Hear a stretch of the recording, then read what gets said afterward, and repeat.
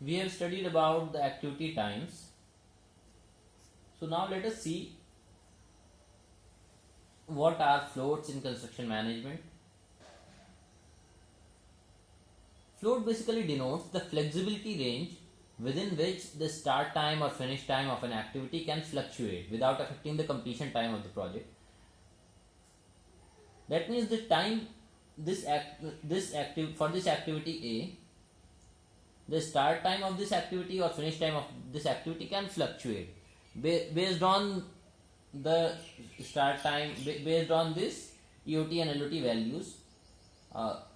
So we define four types of floats.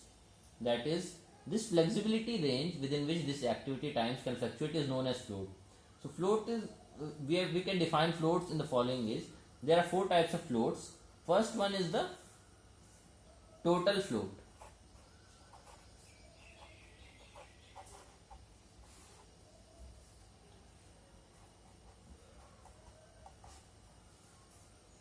This is the excess of maximum available time over activity time.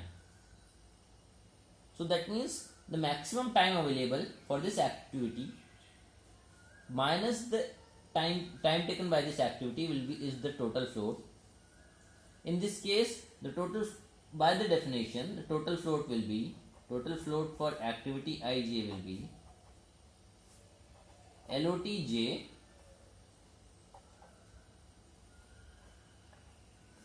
minus, that is maximum time available, LOTJ minus EOTI.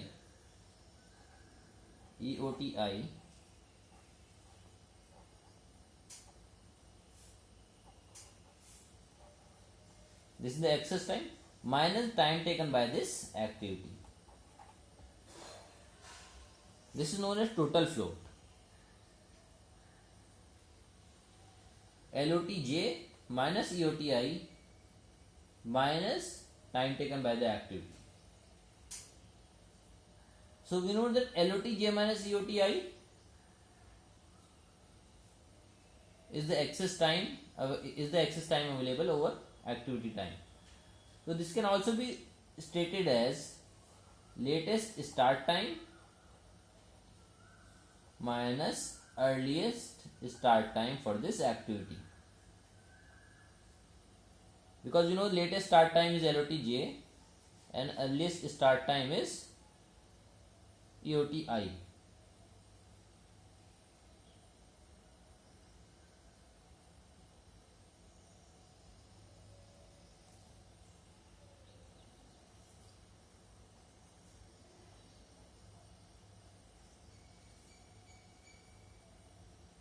Also it can be said as latest finish time minus earliest finish time for this activity. Now secondly we have free floats.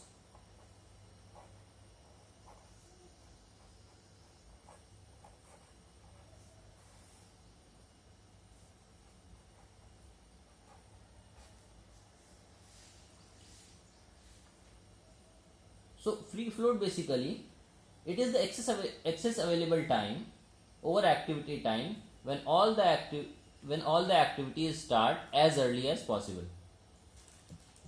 So in free float, by definition, free float will be,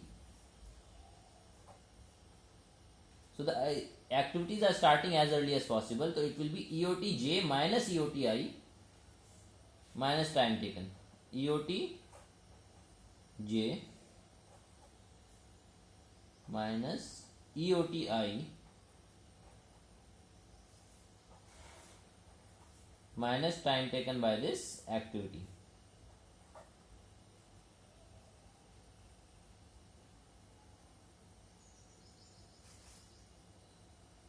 Third type of float is independent float.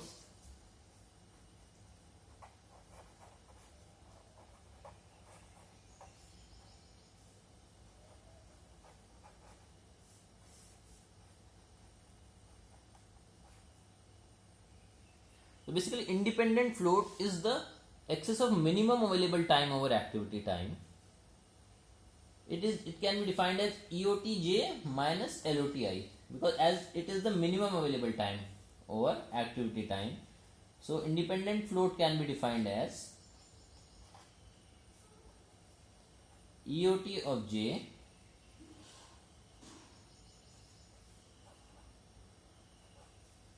minus LOT of I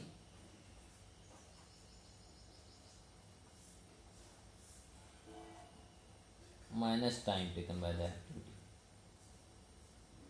This Ij is in subscript. Fourth type of float that we define is interfering float,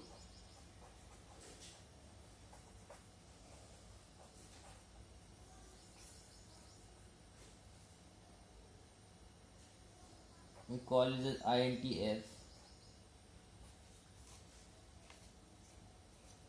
It is the difference between total float and free float. Interfering float is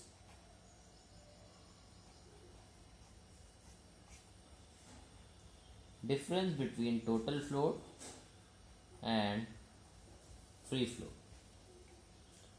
So, as you know, total float is LOTJ minus EOTI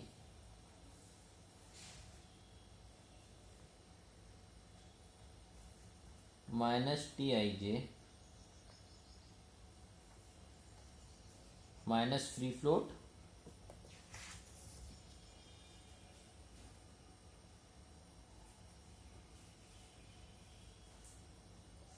is EOTJ minus EOTI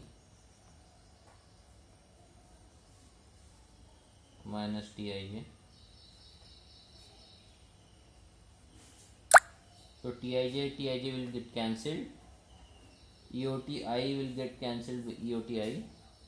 What will be left is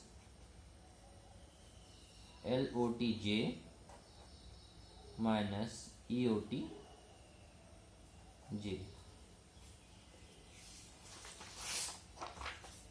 So interfering float is LOTJ minus EOTJ. That is, we know that LOT, difference between LOT and EOT is known as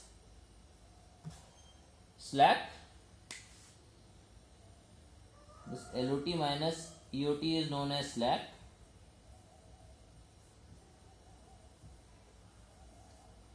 That means INTF, interfering float, is the slack of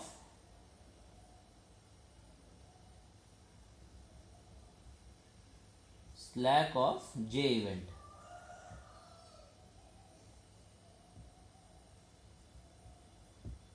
This is the interfering float.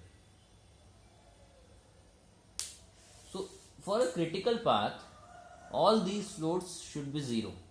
So we can also say that confirmation of critical path in a CPM network can be made when all the above 4 floats, that is total float, free float, independent float, interfering floats, these 4 floats are all these 4 floats are 0. Then only we can confirm that the path is critical path.